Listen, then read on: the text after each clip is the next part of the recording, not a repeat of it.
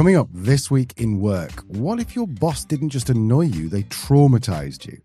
A viral LinkedIn post triggered a flood of stories about bullying, burnout, and psychological harm at work. This week, we're asking how we normalize trauma in the workplace. Are you hiring leaders based on personality? Well, one NHS Trust has challenged that idea and found that assessing behaviour, not charisma, completely changed who got the job and who excelled. Are we measuring the wrong thing when it comes to leadership potential? And in the workplace surgery, would you fire your best client if they called you at 2 a.m? One listener wants to know when going the extra mile stops being impressive and starts being unsustainable. This is Truth, Lies and Work, the award-winning podcast where behavioural science meets workplace culture.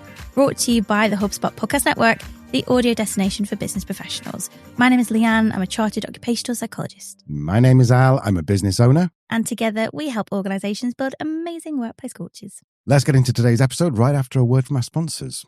HubSpot's Inbound Event 2025 is bringing together the brightest minds in business, AI, and entrepreneurship. We're talking Amy Poehler, the genius behind ChatGPT, Dario Amodei, and Sean Evans from Hot Ones, because apparently even hot sauce interviews can teach us about business strategy. Yes, September the 3rd until September the 5th in San Francisco. And no, this isn't just another one of those conferences where you pretend to take notes while secretly checking your phone. This is 3 full days of actionable insights that you can actually use to grow your business. What I love about this is the focus on practical application. We enjoy applied science here. You're not just sitting through fluffy keynotes, you're getting tactical breakout sessions, networking with people who are actually building things, and learning from entrepreneurs who figured out how to thrive in this AI-powered world.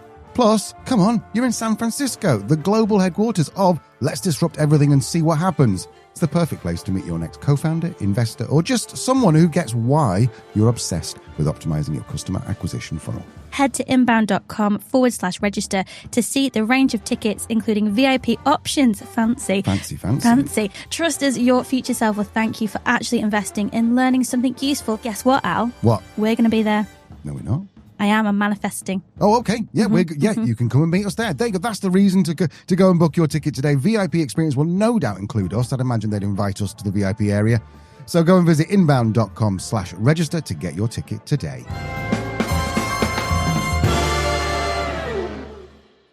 Welcome back. I hope it's summer for you where you are.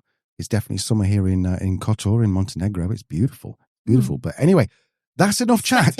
Sweaty. It is a little sweaty. Because we can't have the aircon on when we record, see? Yeah. So over the next 45 minutes, we're going to get increasingly hotter and sweatier. So look out for that if you're watching on YouTube. Fun. Anyway, on to your favourite time of the week, Leanne. It is. It is time for the world famous. No, it's not. It's time for what time is it? The news roundup. That's my favourite time of the week, Al. The news roundup. It's going so well. Okay, Lee, what have you seen this week? Have you started the jingle? I didn't ask you to. Yes, the jingle started. Yeah. The jingle has definitely started. What have I seen this week? Have you ever had a boss that was so bad it left you traumatised? I haven't really had a boss since 2002, so not really, but I have heard of other people. You've had a pretty bad boss, though. Yes, I had a very bad boss. Yes, I remember particularly. I won't name that person, but yes. I've definitely had some bosses that have left a feeling or two. But this is a question posed by Laura Lanier on LinkedIn. Laura is a product and content writer at Rabbit. Is that how you say it? Or Rabbit? I don't know. I'm assuming it's I think it's American. Rabbit, R-A-B-B-E-T. The comments, Al. Oh my gosh, the comments. It was a scary place to be, that comment section, not going to lie. So what did the post say? So the post actually said, word for word, have you ever had a boss so bad that it left you traumatized? Vent to me, I'm feeling salty. Which immediately grabbed my attention and many other people's attention too. At the time of recording, this post has got 224 comments, 5 reposts, more than 200 reactions. So yeah, it's hitting a nerve. So I dived into the comments, had a look through. I have asked permission from the people who left these comments for me to share them. So I'm only going to read out the ones that have said, yeah, cool, don't worry.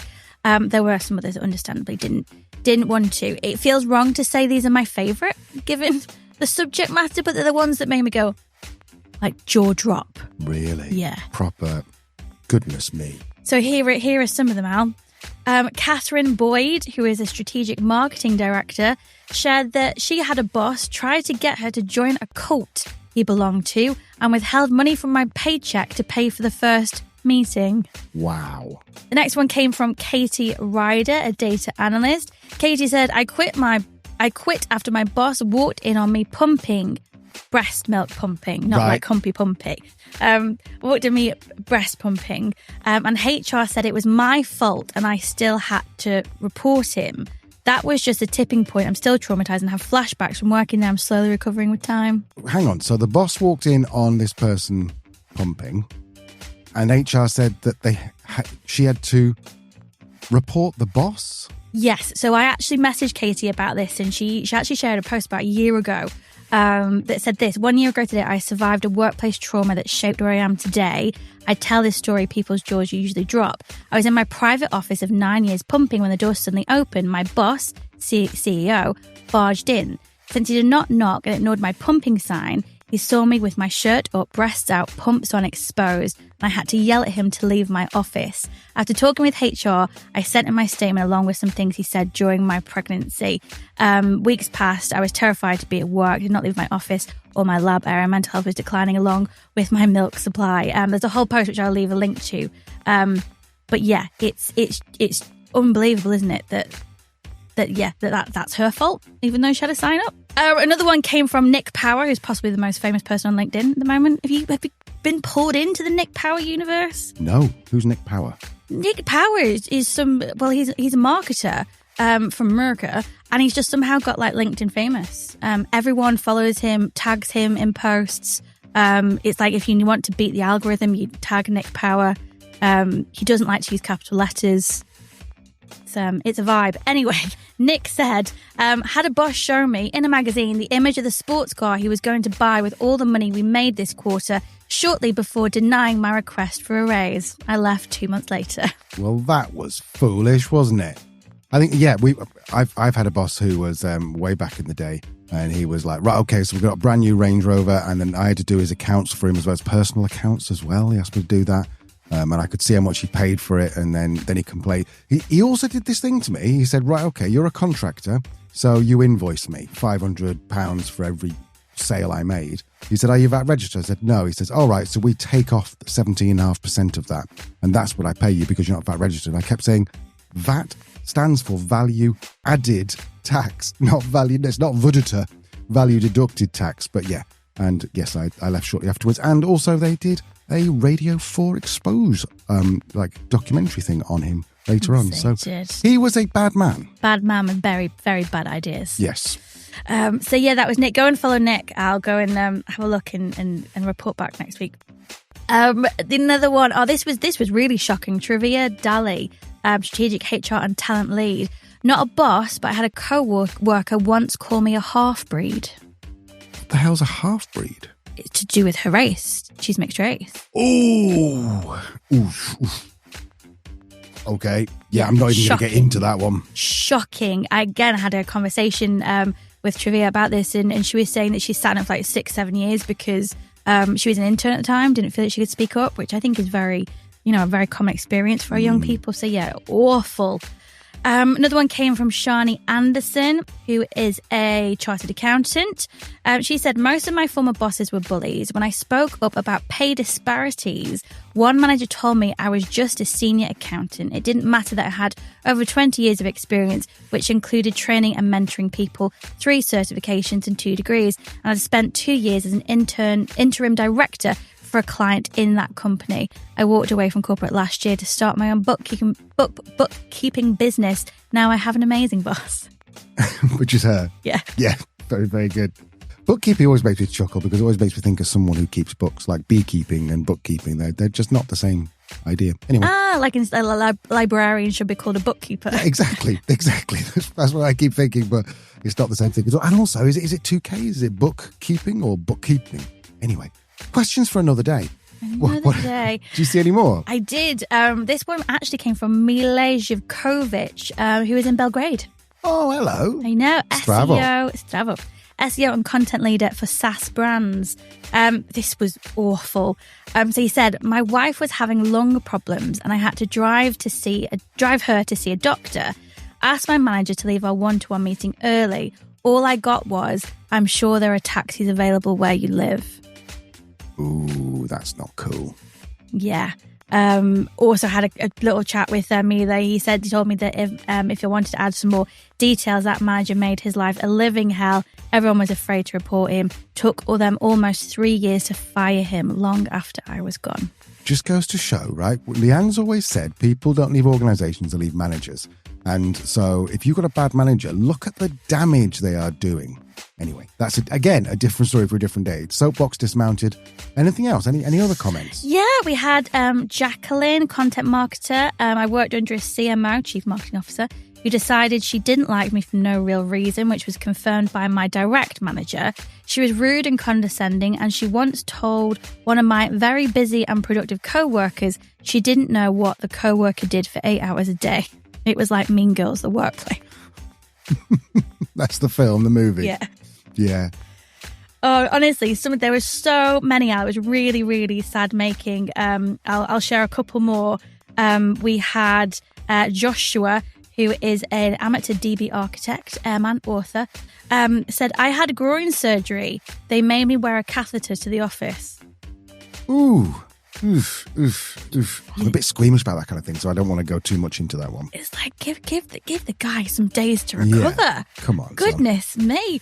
How vital is the architect business? Is it like you need to come in and finish this drafting, otherwise the hospital is not going to get built? And one more, there's absolute loads, but I'll share one more. Nicoletta, who's a life coach, she said, I once had a boss that after I was passed on a promotion and I reached out for feedback and improvement tips for 4 months, gave me only one piece of feedback. Maybe you'll want to have a baby anyway. Ooh, was this 1965, was it? You'd think so, wouldn't you? You'd think so. So yeah, shocking stories there. And I'm sure there's loads more that people have to share, but for whatever reason, don't want to do it on a public platform. What's so silly is that everyone's going, oh yeah, I've had a bad manager, but very few people are probably going to admit that they used to be the bad manager or they are the bad manager. I think, some of these stories are really horrific. I mean, the half-breed comment, completely unacceptable. The catheter in the office, they're maybe going to have a baby anyway. That's really bad discriminatory things coming from managers. But there was one that maybe kind of put into context for me how we might be normalising the behaviours. These behaviours just aren't okay. This one came from Cassidy Grigg, who's a copywriter and content strategist. She said, so when you do like the me, they kind of things, like scripts. So she said, me, hey, I've been handling our manager's workload since they quit. Can I get paid more for the extra work stroke hours I've been contributing? Boss, laughs. We don't do that here. Oh. And I just thought that summed up perfectly how many of us engage in what's called hope work. That we hope that we're going to get something from it if we're not getting that financial gain in the moment. And I just think it's things like this that are really adding the pressure on people financially, professionally, psychologically. It's a bit of fun and it's a bit of a laugh and it's a bit like, wow, oh my gosh, and it makes us feel great that we're in it together. But really, I'd prefer it that we didn't have to be in it together, you know? Absolutely. Anyway, so thank you very much to Laura. I did ask as well her permission to share that post. I will leave a link to the original post in the show notes. Go follow Laura. She put some really great stuff on LinkedIn. Al, what have you seen this week? Well, this is probably applicable to a lot of the people you just mentioned in that. I saw a post on Instagram, which is not my usual Goodness, what were you doing on the Insta? To be fair, I think I saw it on Twitter and I saw a link to it on Twitter and then I went over to Instagram to watch it. And it's called 8 Ways to Say Screw You at Work. So I think this would be really useful for those. Perfect. This wasn't coordinated. No, it wasn't. Hit me. Okay, so now just to be clear, this is someone who is Lee Harding, a Brit. He goes under the introverted recruiter handle. He did not say 8 ways to say screw you. He used other words that might rhyme with truck. So I've tied it up a little bit. It is hilarious, but a little profane. So you probably don't want to be playing this in front of your nan or maybe your boss or perhaps in work. But it is hilarious if you like a sweary Brit, which to be I honest. do. I like a sweary Brit. We are sweary Brits. This is our best behaviour on this pod. So here we go. Here's 8 ways to say screw you at work. And he said, as per my last email. Now, what he suggests is that, in other words, I've told you at least once before, you frickin' idiot. You didn't read it, did you? Just go and do the job. Yep, brilliant. Love that. Number 2, I love this. To reiterate. Because I've told you frickin' once. his explanation or his translation was, I'm not telling you again, just do it, you... And then there was some that to reiterate, I really do like that. To reiterate. Number 3, I've CC'd in, and then X's person. And he said, this is Nick's idea, is I'm not playing anymore, I'm collecting witnesses at this point. It's so true. When you do CC in someone, and you specifically say in the email you CC someone, basically you mean that I want someone else to see the idiocy that I'm going to have to deal with right here.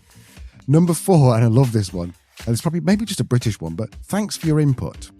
Oh, that's brutal. It's brutal, isn't it? Like, that was completely useless, but thank you for wasting my time. Well, his translation was, that is, hang on a minute, nobody asked you. Literally, nobody. I love that. Thanks for your input. I'll be using that at the earliest opportunity. Not with you, Lee, of course. Number 5, as a reminder, his suggestion is, I'm not here to babysit you. You should have already done this. Fair enough. Number 6, respectfully.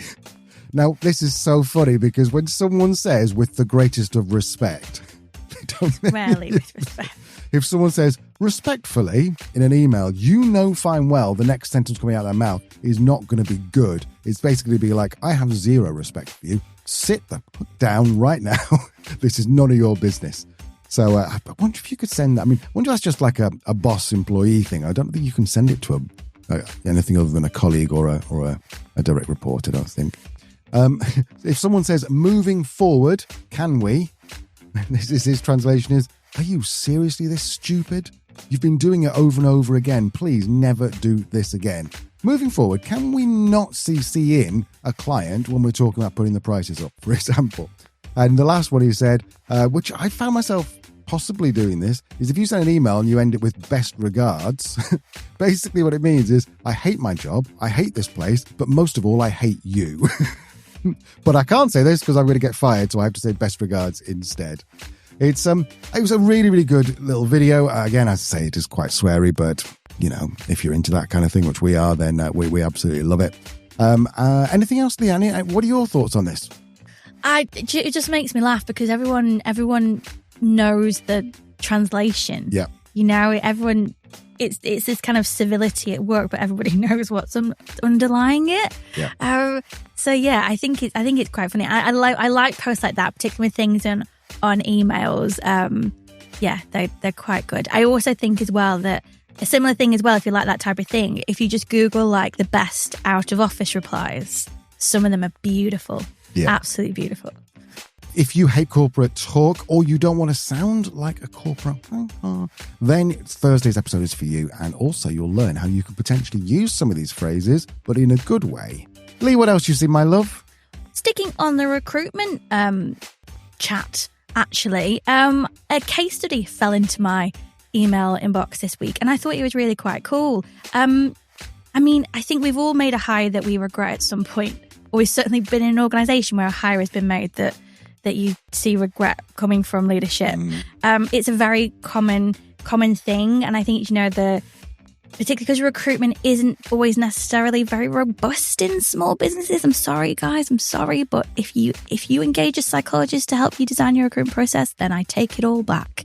But you know, you don't know. You're just hoping that, you know, the candidate says all the right things. They have some really sexy achievements on their CV. Maybe they even pass your psychometrics, your Myers-Briggs, your DISCs with flying colours.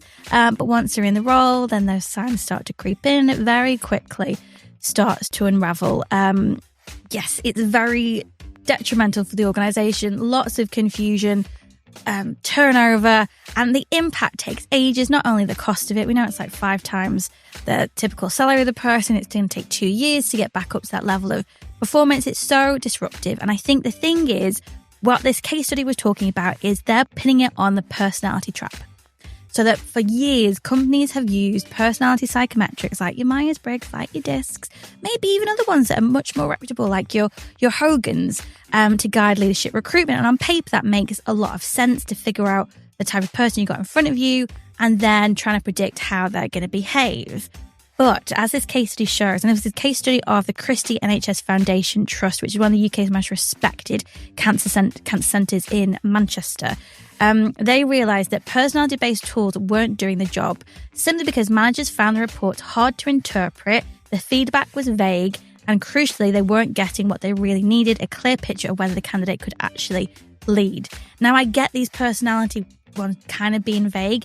Way back when, I tricked Al into doing the Myers-Briggs and shared his results, but actually just read out his horoscope. And I was like, oh, wow, yeah, that's really accurate. Oh, wow, yeah.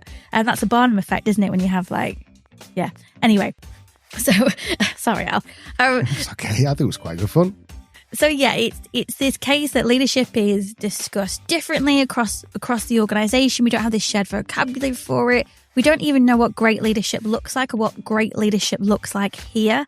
Those conversations aren't had. So then to try and recruit somebody in as a leader, it's no surprise that it's not gonna work, you know? So the Christie made a different move. They stopped assessing who people were and started assessing what they actually do. So they adopted the real-world leader diagnostic, which instead of being a personality-based assessment, is a behaviour-based assessment. And it looks at the leadership behaviours that have been proven to be effective in the workplace by science. Lots and lots of data behind both the model and these tests as well. So they focus on the leadership behaviours proven to drive effective performance. They group them together into ways that make sense.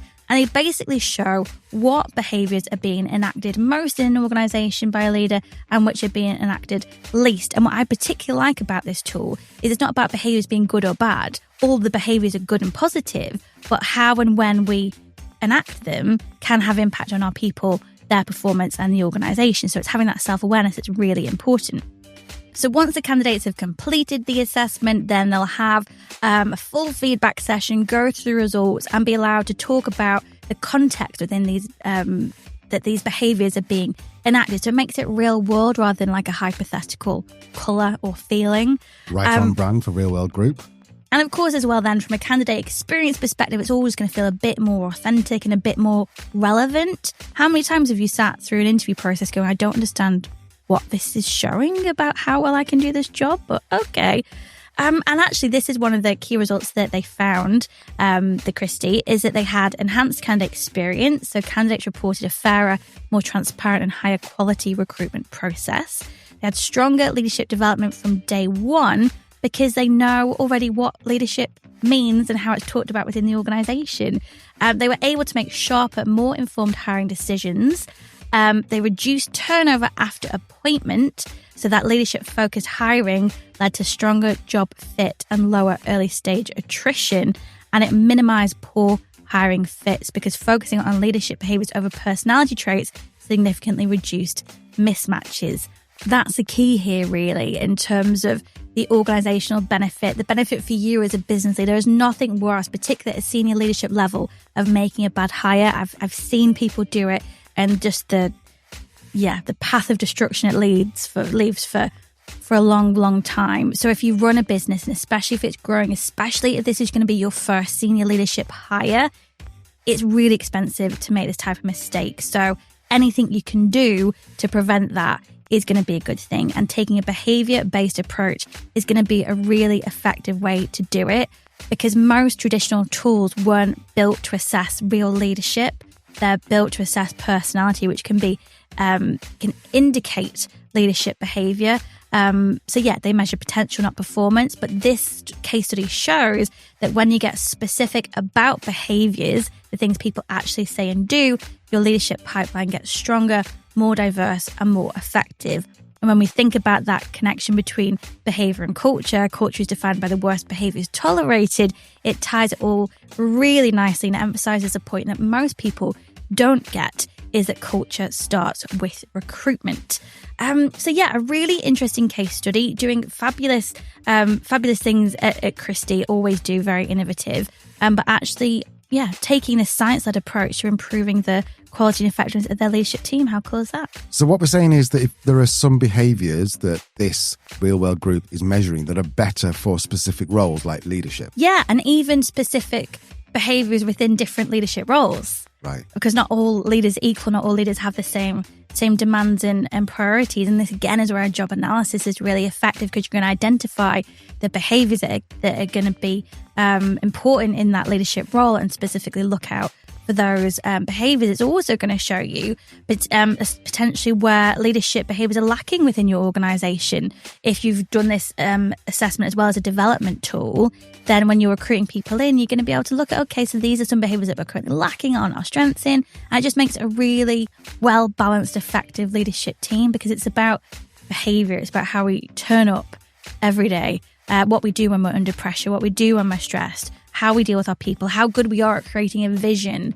It's all these lovely leadership behaviours that are so important, but rarely measured in the interview process. And this tool has been specifically designed and tested to do exactly that. It's very, very cool. I will leave a link to the real world group, to this case study, and to the real world leader in the show notes. Beautiful, beautiful. Okay, so we're going to go to a very quick break. After that, we've got our hot take, and then we've got our world famous weekly workplace surgery, where I put your questions to Leanne. As you know, don't go anywhere. See you in a second. $1 Billion Moves, hosted by Sarah Chen Spellings, is brought to you by the HubSpot Podcast Network, the audio destination for business professionals. Join venture capitalist and strategist Sarah Chen Spellings as she asks the hard questions and learns through the triumphs, failures, and hard lessons of the creme de la creme, so you too can make $1 billion moves in venture, in business, and in life. Maybe start with episode 124, where you're going to hear how industry giants from Canva to YouTube define leadership. Listen to $1 Billion Moves wherever you get your podcasts. Welcome back. It is time for our hot take, the moment in the show where we hear a bold opinion about the world of work. Have you been drinking? I wish I had. And today's is this: we need to start talking about alcohol as a workplace issue. Alcohol in the workplace, that's kind of like always been a normal thing. Like, well, not always, but in my generation, definitely there used to be Friday drinks. In fact, in my generation, when I did teacher training back in 1997, on a Friday, all the teachers, including me, went to the pub, had a couple of pints on a Friday afternoon at lunchtime, and then went back and taught in the afternoon. Wow. It's just kind of like, you've got client dinners, we've got all that kind of thing. Alcohol seemed to be a normal thing for a lot of people, but is it dangerous? Is it harmless? And let's be honest, is it making some people in the organisation feel a bit uncomfortable? Our guest, Tabin Alman, thinks it's time for a rethink. She is the founder of Wine to Water Coaching, nice name, and the author of Bottling Up Trouble, a book that's just been shortlisted for Business Book of the Year. She works with organisations to examine how alcohol shows up in culture and what it's really costing in terms of well-being, productivity and inclusion, not to mention performance. So today she's here to explain why alcohol needs to come off the personal problem list and be recognised for what it actually is, which is a well-being blind spot. What I wish people knew is the extent to which alcohol may be harming their business, and the fact that it doesn't have to be like that. They can help and avoid leaving so much money on the table effectively and improve their productivity and their profitability. So whether it's public sector or private sector, alcohol, if you've got more than 3 employees, the chances are that alcohol is having a detrimental effect on the organisation. And that isn't necessarily your fault as a business owner or a manager within the business, because it could be just that your employees are drinking out of work, but not able to ask for help. Alcohol, it's a weird thing because we are encouraged to drink. If you go to a party and you say you're not drinking, people will say, "Oh, don't be so boring, just have one," and all of that sort of thing. And so you're kind of encouraged at every juncture in your personal life and your working life to drink. And yet, when you get into trouble, it's like you're completely beyond the pale and you shouldn't be doing that. And it's, you need to go and get yourself sorted out and we're not sure we can trust you. And you're sort of a marked man or a marked woman. So people don't ask for help if they feel they've got a problem with alcohol. And it's completely different if you think about heroin or cocaine. If you go to a party, you're not going to even, nobody's going to say, I don't be such a win, have some cocaine. It just doesn't happen. And so we're not being encouraged in the same way. But society encourages the use of alcohol. It's advertised and marketed really heavily. And some I would say probably the cleverest people in the advertising business work on the booze accounts. It's something that everybody in an advertising agency kind of wants to work on because they tend to be very good creative accounts. I personally never did work on booze because there was alcohol problems in my family, and I didn't really want to get involved in that. And I was lucky enough to work at an agency which was fairly principled. But therein lies the problem, that people are encouraged to drink. There's virtually no education about the harms that alcohol causes. And when people get into trouble with it, it's an addictive substance, so a substantial proportion will get into some degree of difficulty. They're on their own. So I see alcohol as a well-being blind spot. Like, from what you're saying, it sounds like we're separating things into two different parts. We've got social drinking at work events, and then we've got drinking after hours. Yeah. Now, if you were a business owner or a manager listening now, which of those would you tackle first as like something you need to fix today? For any organisation where there is alcohol as part of working life, they need to look at that, because they are it's directly contributing to problems within their business and within their employees' own lives. If I look around at the people that I worked in during my career in advertising, I've been to far too many funerals of people who've died unnecessarily early because of diseases which alcohol has contributed to. And we don't have enough awareness of all of that. So there's definitely an education piece that's needed. But the culture whereby people are made to feel that drinking will help them get on is really quite toxic. Alcohol causes a whole load of health problems, physical health, and I think the thing that people don't really know so much about is the mental health side of things. Alcohol directly and inevitably exacerbates the three most common mental health issues: depression, stress and anxiety. Stress has overtaken sort of musculoskeletal causes as the number one cause of absence, but actually alcohol is causing some of the stress. And so, because people don't feel they can talk about the issues they have with alcohol at work, they may be signed off and even given some counselling sessions, but actually nobody's addressing the real issue. They're addressing the stress, but not the fact that alcohol may be a contributory factor in it. If you go out and you have 3 or 4 pints with someone at work, you feel like you know them better. Have I got that wrong? What am I supposed to do instead? Oh, that's a really good question. I was talking yesterday to a Muslim woman. She's never ever drunk in her life, and I'm quite sure she never will. And I said, so we have in the West, we have this belief that what you've just said, that's how we get to know people. And I said, how do you do it? And she said, well, we get to know the real person, because alcohol changes you. Nobody is the same after 3 or 4 pints as they are beforehand. And generally speaking, it doesn't change us to the better. I've never met anybody I like more drunk than sober. I worry about what you're saying. I think I agree with it, but I worry about it because as a manager, why is it any of my business what people who work for me do after hours? How am I going to start a conversation saying, Tabin, when you go home, you cannot drink tonight? How am I supposed to do that? I don't think you in any way should. But I think that the way into this is to set an example. Now, I've coached a lot of business leaders who had problems with alcohol themselves, but they still carry shame about that. And they are terrified of people finding out that they had a problem. And that's the thing we need to change, because having a problem with alcohol, you don't have to hit a spectacular rock bottom. Most of those people would have been what I would call middle lane drinkers. It was interfering. They were having their mental health problems. They were feeling groggy. They were lacking energy. They were eating badly, not exercising. But the only way that anybody is going to feel safe and comfortable asking for help at work is if they feel that it's not going to be a black mark against their career development.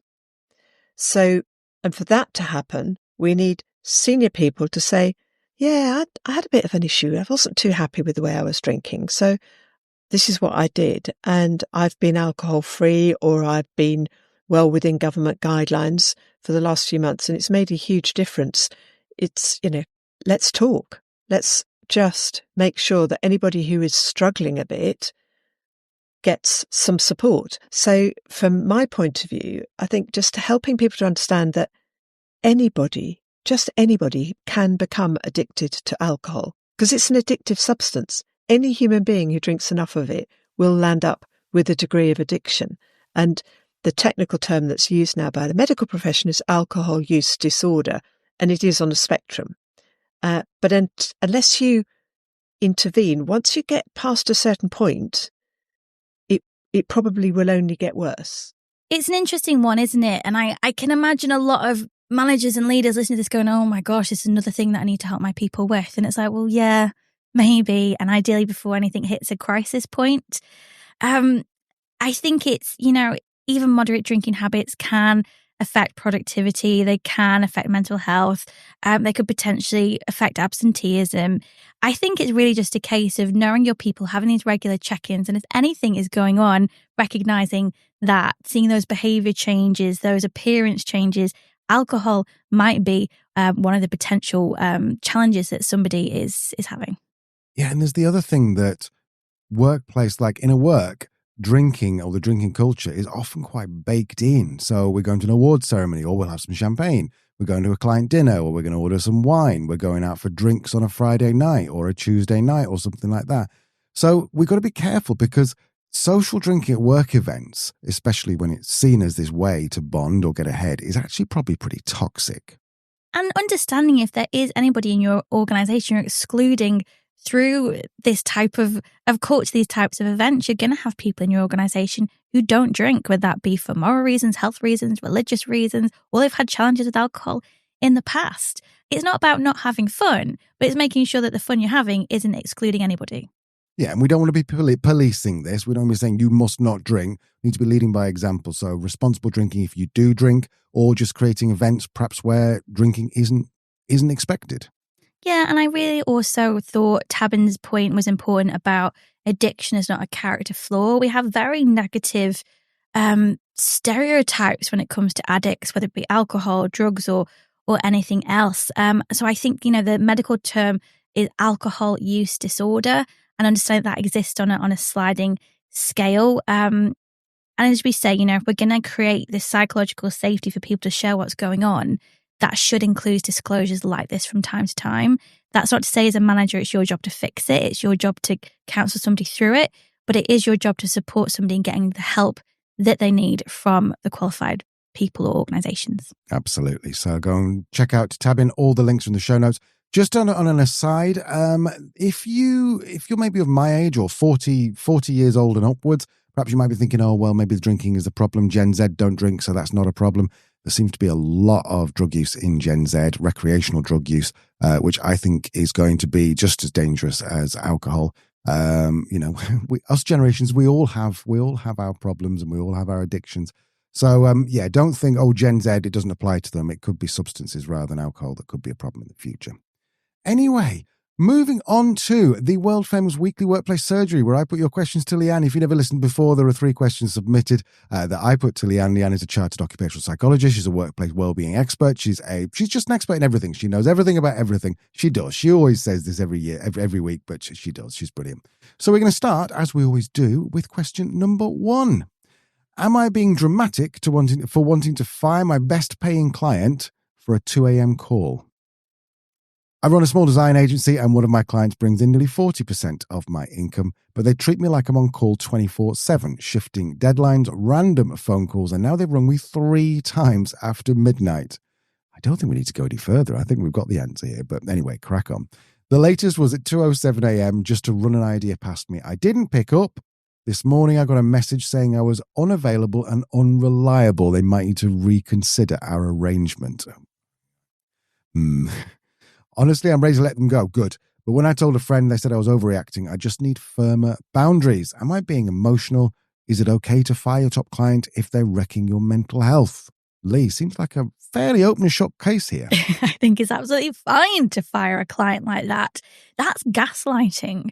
To call you at 2 a.m., expect you to be there on demand, and then to blame it on you that you're not reliable and you're unavailable. That's projecting their own toxic behavior onto you. That is gaslight. No, we don't do that. Your friend's right. You could look at setting firmer boundaries. It doesn't sound like this person's going to be open to those boundaries being set. I don't know. I think it's one of those things where it's not worth the hassle. It's unlikely it's going to get better. Yes, they might give you a significant chunk of your revenue now, but it sounds like if you're ready to let them go, you've already made the decision. And my only advice would be being mindful of how you do that, doing it in a way that is kind, is civil, is professional, doesn't leave any bad blood, doesn't mean that they can badmouth you to anyone. So with that in mind, it might be worth taking it a step in terms of trying to enforce these boundaries, maybe reiterating like, this is how we work, these are the hours we do. If that doesn't suit you, we totally understand. We'd be devastated to lose you, but this is how we work, this is how we operate, and we're just fundamentally not a fit. We understand if you want to walk away. And if they stay, hold them to those boundaries, and if they don't, then breathe a sigh of relief and take that holiday. Absolutely. From a commercial point of view, if you have a client who accounts for more than like 10% of your income, then you don't have a client, you have a boss, because you have to do whatever they're doing. And the whole point you set up your agency, I had an agency for 10 years. The whole point you set it up is so that you don't have to have a boss. When I had my agency, I had the same thing. I had like 1 or 2 clients, which accounted for maybe about 50, 60%. And it was terrifying because I thought, well, I can't sack them because then I'm down 50% of my income or my revenue. I had to end up, in the end, it didn't work out well. Well, so I sent an email, which perhaps needed to be a little more, like Leanne said, a little bit more measured, and it wasn't. And that relationship ended. But I felt such a sense of relief. So yes, it was a problem because then I had to go and replace that income. But then I never allowed any client to have more than 10% of the revenue share. The other thing is that maybe this person is just trying to test you, see how far they can go. It doesn't sound like it. It sounds very much like they've got some serious problems and serious boundary issues. The last thing is that if you follow anyone on Twitter like Nick Baked Designs, I think it's called, he quite often will post about saying, just refunded a client today. They paid their $6,000 subscription on Tuesday. Wednesday, they expected me to get on a call with them. So I just refunded the money and said, no, not interested anymore. Now, if you are in a position to be able to do that, great. If you're not, then my suggestion is try and work towards being in a position where they call it FU money, and where you could just say FU to anyone you want without worrying about whether the implications of that. Yeah, really good advice, good tips, and possibly a good, whatever happens with this client, maybe a good moment to think about those things. What are your boundaries? What are the expectations, the SLAs, if you want to be corpy about it, that you'll agree with your client as you onboard them, because it should hopefully stop this from happening again. But it's just the way it is as well, isn't it? 80% of your problems come from 20% of your clients. Yep, absolutely. And onboarding is a good point, actually, because you obviously want to delight a client when you onboard them, but at the same time, if you are then answering, sending emails at 9 o'clock at night, or they bought the package at 7 o'clock and they got an email at 9, you're setting the wrong expectations there. So yeah, just be careful with that. And that's something that any good consultant will work out during contracting. They'll have these conversations in terms of what do you expect from me? This is what I expect from you. It's a mutual adult to adult professional relationship. You're well within your rights, and what great consultants do is set those boundaries in the contracting phase. So yeah. There's actually a really good book. I'll leave a link in the show notes. It's called something like Organizational Change in Consulting. Can't remember. Sexy title, but it's got a whole chapter on contracting, which is actually really good, goes into psychology of it. So I'll leave a link if that's useful. Okay, question number 2. Am I doing enough to make this a great place to work? Oh, lovely. I run a business in the UK with 30 plus employees, and I've been trying to build a workplace people actually enjoy being part of. Beautiful. I've made some changes over the past couple of years, and I'd appreciate your thoughts, Leanne, on whether I'm on the right track or if there's more I should be thinking about. Here's a rough idea of what we've done. 4-day week for office staff, same pay, brilliant. Everyone's had a decent pay rise, brilliant. We increased annual leave, adding extra sick leave, great. We cover health, dental, accident insurance. I want to go and work here. Me too. We match pension contributions up to 6%. We're also looking at adding things like a couple of life's too short days each year for when you just want to make the most of the sunshine. I like that. They call them duvet days as well, don't they? Mm-hmm. I'm guessing that's a winter thing. Secondly, a paid sabbatical every few years. Thirdly, help with childcare. Fourthly, profit sharing.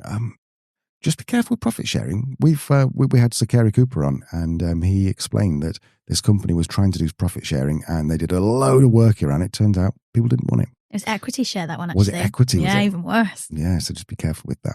People seem pretty happy, but I want to keep improving. Have you seen anything that really makes a difference to how people feel at work? Anything I should be careful of? Lee, lovely question. Lovely question. Good for you for approaching your business and your people in this way. Very cool stuff. We know all of those things have great connections with performance, with engagement, with well-being, productivity, all really great. I would say I guess there's 2 things here. To answer your immediate question, is there anything more you could be doing? I can't answer that. You're going to have to ask your people. They're going to tell you what is needing the organisation, what benefits they're really enjoying. It was actually Jeanette Ramsden from the Curve Group. He said that as part of their kind of like annual review, 6-month review, she asked people what they want the organisation to keep and what they'd be okay with them getting rid of. So things they'd absolutely want to keep came up time and time again was a 4-day work week.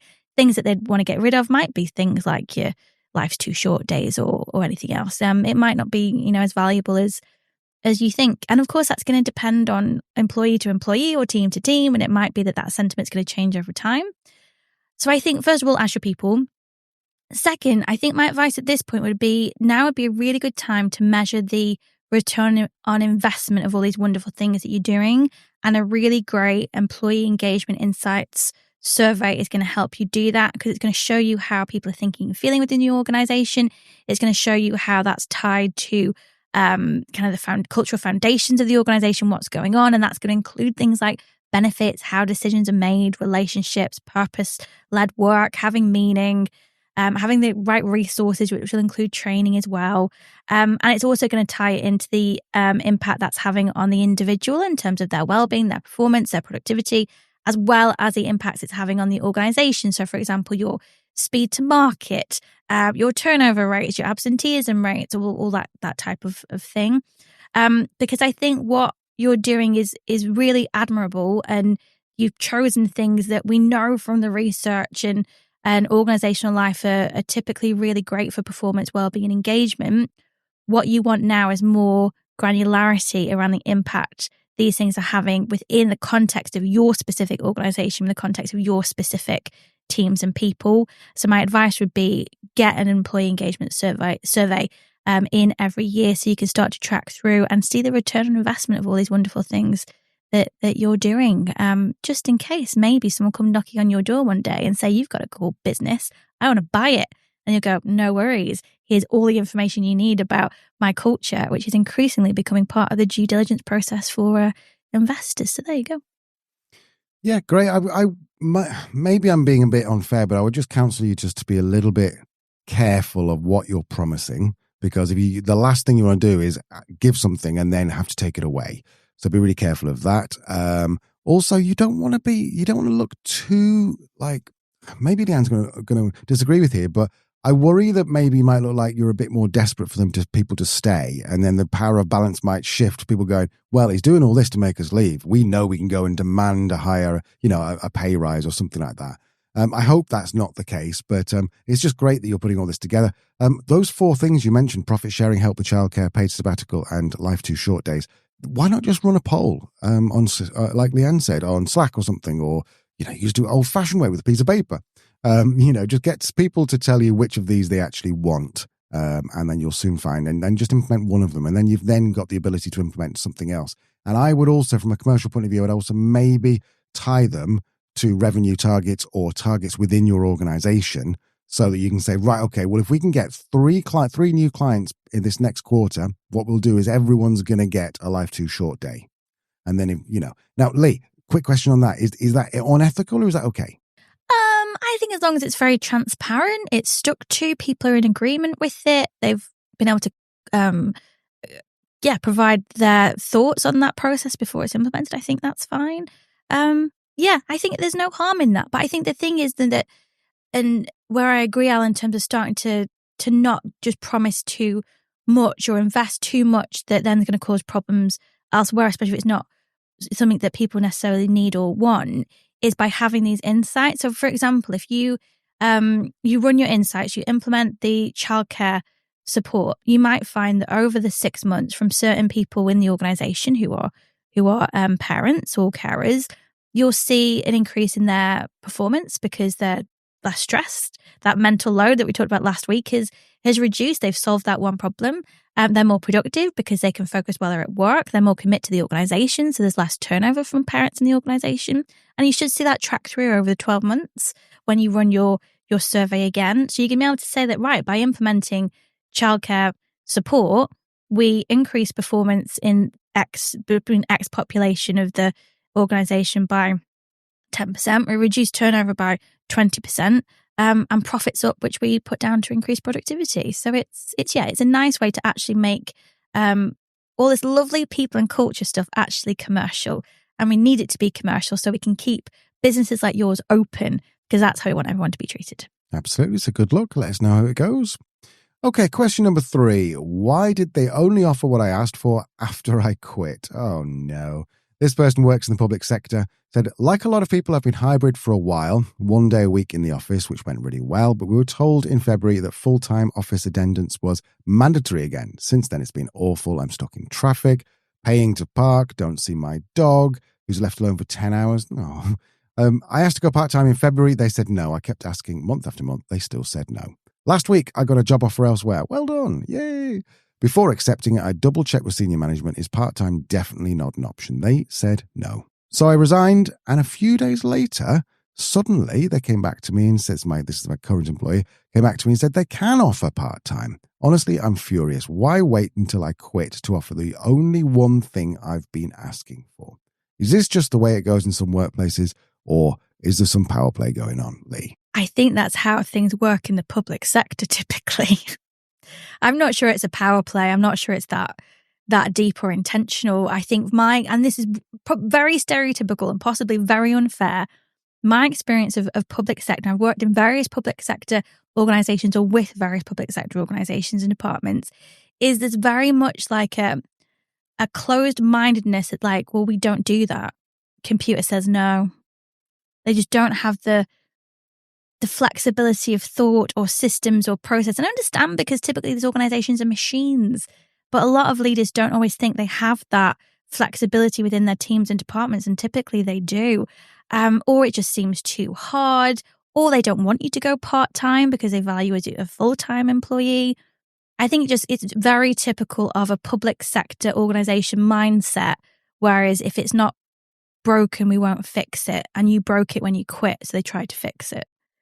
The real question is, how much do you care? I understand that you're furious. I would be furious too, because you've tried in a really flexible way at financial detriment to yourself to solve this problem. So I guess it's at this point, if they've let you down that much, an organisation like that probably isn't going to change very quickly. Then what happens the next time? Say you stay, you go back. What happens when you have another request? What happens when your dog is ill and you need to take them to the vet? So what happens if you suddenly get some caring responsibilities and you require that flexibility around working from home again? It sounds like you're not being over demanding, but your life requires some degree of flexibility, and you work at your best when you have that flexibility. So my advice would be, find an organisation who's willing to give you that flexibility. whether that be part-time or full-time, whatever works best for you. At this point, I would double check with the organisation who's offered you a job that they are flexible, that they do offer these things and have offered them for a time. Maybe try and get in touch with some people via LinkedIn to get their kind of views on it very subtly. And then make a decision. Because the worst thing is probably going to be if you go to this new organisation, they're as rigid as the old organisation, because it's kind of at this point, better the devil you know until you find something else. So that's all I'd say. But ultimately, it sounds like this public sector organisation isn't for you in the long term. So my thoughts would be it might be time to move on. If you did want to stay, then you're in a good negotiating position. Yeah. If they want you to stay, part-time, yeah, but I want full-time pay or something like that. Well, I mean, maybe not full-time pay, but you could potentially angle that. But then are you just creating resentment? Are you just creating a problem for yourself down the line? Is your line manager going to be like, why is he getting paid more than me? He or she? Sorry, I don't think it actually said. That was an assumption on my part, wasn't it? That was terrible. So yeah, good luck with it. That's a tough one.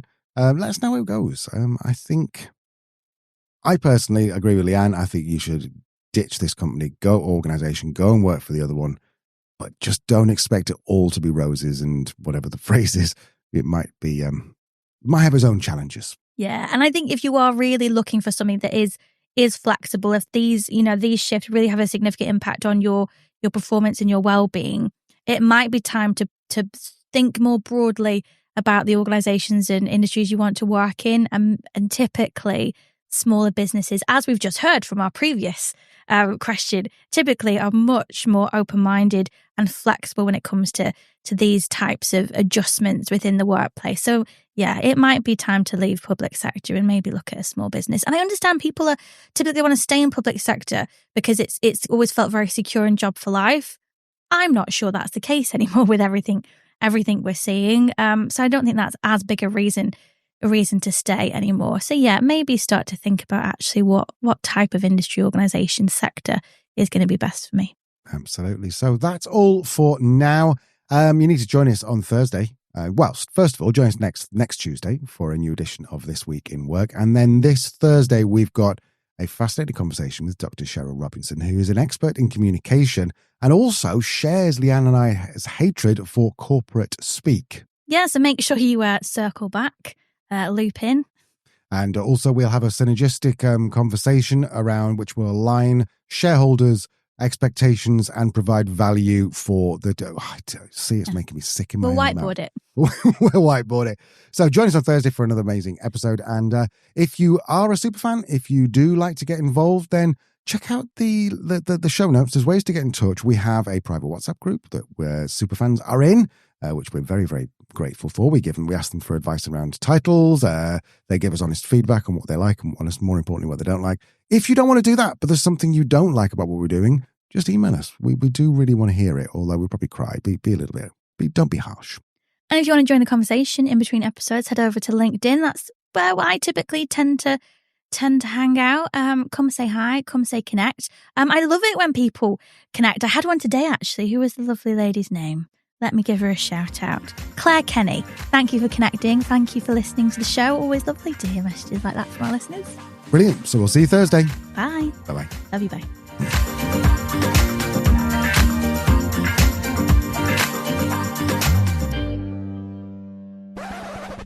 So what did the post say? So it basically said, have you... That's a good question. I was going to put that in, wouldn't you?